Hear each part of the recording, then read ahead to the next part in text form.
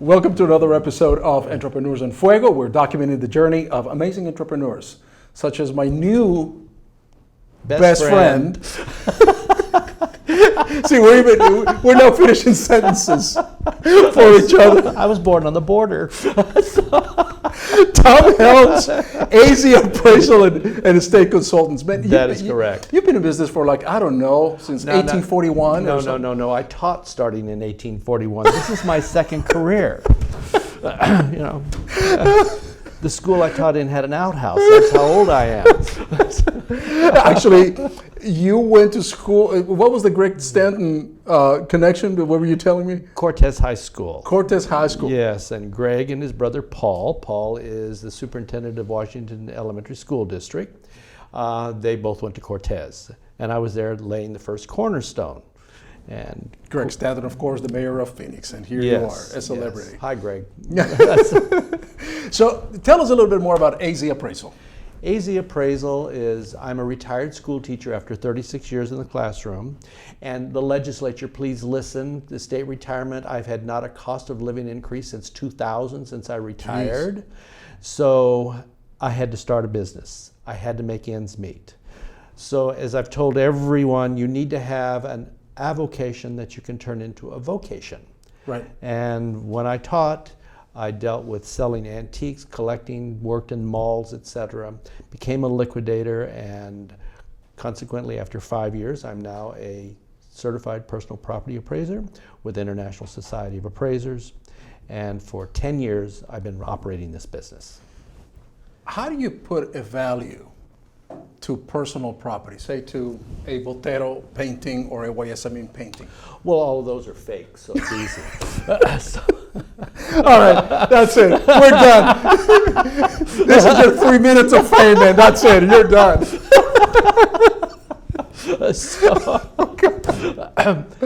And here was that was about 5,000, and that one right there maybe 10,000. Well, then you need to get one of those appraisers who is not certified and will tell you what you want to hear, because I tell people what it is really in the value of it, and how you do that. Yeah, how do you arrive to that? Well, it's called research. And first, knowledge and looking at your works, your wall decor, I can tell sitting down that they are not authentic. Right, they're not. They are copies. Yes. And they are most likely giclées. What does that mean? That means that they are printed on a computer. And from this distance, they appear to have also been artist enhanced. And you could have been the artist to go, no, it's enhanced. And they are, as a matter of fact, just reproductions of Botero. We're talking about a couple of paintings and that are here. Yes. They are very, very collectible in South America. Yes. And also with the connoisseur of art who likes chubby women. So, are you like chubby women? Hey, look, I like women, period. Yeah, you come in all shapes and sizes in here. Absolutely, absolutely. No, and when we do a fair market evaluation on art, and that's for taxable estates, the art comes in two levels. The primary market, where the artist has said, I want $10,000 for that, and you come goggling in and say, here's the check, give me the painting, and off you go. Sure. Well, is it really worth $10,000? Well, let's do some research. We have to go in on the secondary market to find out what those paintings are selling for on the secondary market, and that is auction results. Just the same way as I cannot put my house up and say, I want $25 million for my house when it's in a $5,000 neighborhood, because I think it's worth that. There are comparables, and they are transparent to the public. I know what my neighbor's house sold for, and you know what your neighbor's houses sell for, because it is on the open market.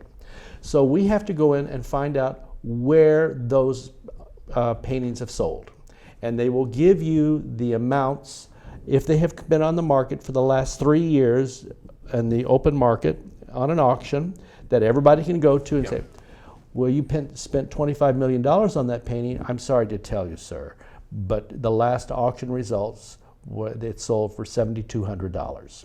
I think you got taken. Isn't art, though? Art is worth whatever I'm going to pay for, though, isn't it? That's the primary market. When you go in the primary market, correct. Okay, but when we have to evaluate the art for a taxable estate, over $5 million, and you don't want to pay any more taxes. So we come in and we look to see what things are selling on the secondary market. Those are, as I said, transparent sales that anybody can go to, that the IRS can say, this is well researched. Yes, they agree. This is what the painting is worth, because the comparables are there. The same way within a real estate appraisal, they have the comparables for the house. What is the toughest thing to evaluate? The toughest thing to evaluate? People like you who have perceived notions about what things are worth and bringing in the news that it's not worth that. I dealt with a very high-end client yesterday, 87 years old. She had 4 chairs that she swore that when she bought in China, the museum director said they came from the Beijing Palace. Oh my God. And she said they're worth $50,000 each. And I had crawled around on the floor, looked at them, and I said, did they use these kind of nails in the Beijing Palace? Were these chairs have no wear on them at all? She says, well, I can authenticate them. I said, who can authenticate it? The museum director who sold them to me. I said, and you believe him? Because all of the stuff that comes out of China, there are some wonderful fakes out there. And they've been passed off from Rolexes to Beijing chairs.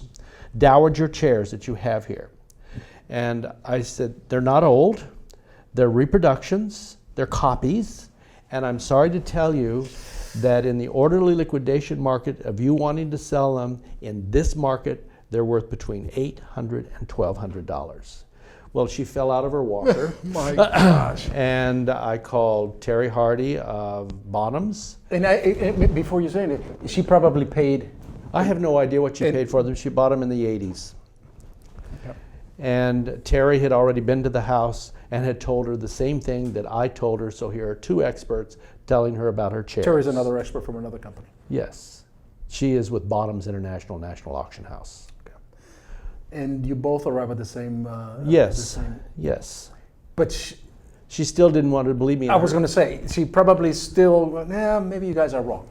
So the toughest is telling people what they're worth. I had another client call me and say, my mother has 500 Hummels. I said, that's nice. Did she buy them at Costco? Because Costco cranked them out. Consequently, they began to devalue, and Hummels are out of business now, and all the little old ladies who collected Hummels don't want Hummels anymore.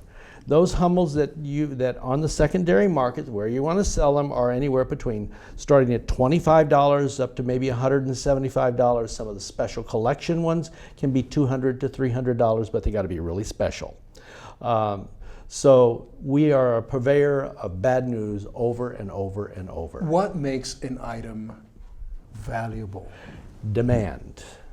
What is hot today is mid-century modern. The most uncomfortable, I'm sorry out there world, the most uncomfortable, the most sterile view whatsoever. The sleek line, Danish modern, the slender legs, abstract art, modernist art, the fad that is in today in decorating. You can see a lamp that maybe 10 years ago would have been put on the street, and it would still be on the street 5 years later because nobody wanted it. Now that same lamp that had the right feel, the right texture to it, you know what? I've seen them at auction go between $300 and $500 for the one that would have been on. So what's next in the decorating market? I have no idea. But we have gone through a whole series of decor, and television shows wind up saying, hey, I like that. Everything from Bonanza, you're old enough to know about Bonanza, the Westerns. Please. No, okay, I'm Please. sorry. I would have to go back further then. I love Bonanza. Bonanza, the Golden Girls, all that white course. wicker furniture with Yes. big splash of Tropicana, Sure. etc. That was popular. Tuscan, European designs, the clutter galore. Well, the pendulum has swung over to the minimalist. All you do is go up and down Central and see all of the modernistic buildings that have coming about, the decor in restaurants. That's what's in style. Explain to me those stores that sell trash chic. Oh. Look, it looks like garbage to me. It is garbage. Don't put a chic next to it because it's still garbage. It's shabby chic. Shabby chic. Shabby chic has kind of moved out of its way. Yeah. There was a shabby chic period, and they took very fine furnishings and shabbied it up and Yes. painted it and stroked it and did everything else to it and put it in and said, isn't that beautiful? Well, remember when we went through antiquing antiques? They would paint them green and drape them over, Yeah. et cetera, and all the furniture. It's the same thing. It's just sloppier paint jobs. But people are out buying beat up furnishing, shabby chicing it, and it does go into the decor of mid-century modern to have a shabby chic kind of as accentuating the piece. They can have, like you have a cabinet over there that is rustic. Yes. All right, that would fit into part of a mid-century modern to kind of soften it. But most people want 99.9% of mid-century modern. Interesting. And that would last, maybe for a couple of years, and then people will go into the next thing. Yeah. It just evolves. But becoming an appraiser is a very difficult job. There are 3 major certifying organizations that we're allied with the IRS, and the standards that are put forth for professional property appraisers. And the 3 organizations are International Society of Appraisers, American Association of Appraisers, and American Society of Appraisers. So ISA, ASA, and AAA. What makes a great appraiser? One who's knowledgeable, one who knows how to research, and above all, one who works from ethics. I'm not afraid to tell you about what your items are actually worth. I can prove to you what your items are worth, comparables. I will not tell you what you want to hear so that you will dig in your wallet and pay me to go off and say, look at this. We have had clients who deal with snob appeal, who have very, very high-end art. They wanted us to go through and appraise all of their art at insurance replacement value, and then bind the appraisal report in a very fancy book so they could put it on the coffee table so that people could say, yes, that painting over here, it's all written about, this tells you about the artist, this tells you all the comparables on it, this is where it's worth, this is the blah, blah, blah, blah. It's snob appeal. And snob appeal drives the market, because snob appeal is, look what I can afford, you can't. So that's why I have a fake Rolex. I want to ask you one last question. Oh, I'm finished. One last question. Okay, one last question. How much am I worth? You don't need to answer. Don't, that's it. The show's over. Right here. You know what you should have? And I think I'm going to work on you on this one. You should have your own show. Appraising, do you have your own show? Well, I don't mean to be offensive, but it's people who bring in, this is Grandma's teacup. This is a book that sat on next to Abraham Lincoln's desk. Well, prove it. Well, that's okay. Well, you can tell them. That doesn't drive me business. We deal with very large estates. We have worked for, off the Forbes list here in Paradise Valley. Yes. Right now we have 4 major jobs on the books that are all $5 million estates and over. Huge estates. Simple little tiny 12,000, 14,000 square foot homes. I know, I'm a snob. You're such a snob. But it's taken me, broke school teacher having to work at my age, going storage class on the ships down in the hold with no window. Yeah, I'm a real snob. And so we agree that I'm worth a lot. And I'm going to cut right here. I don't appraise vintage materials. And I'm a fine vintage. Tom Helms, man, you're the man. And with that, we're out.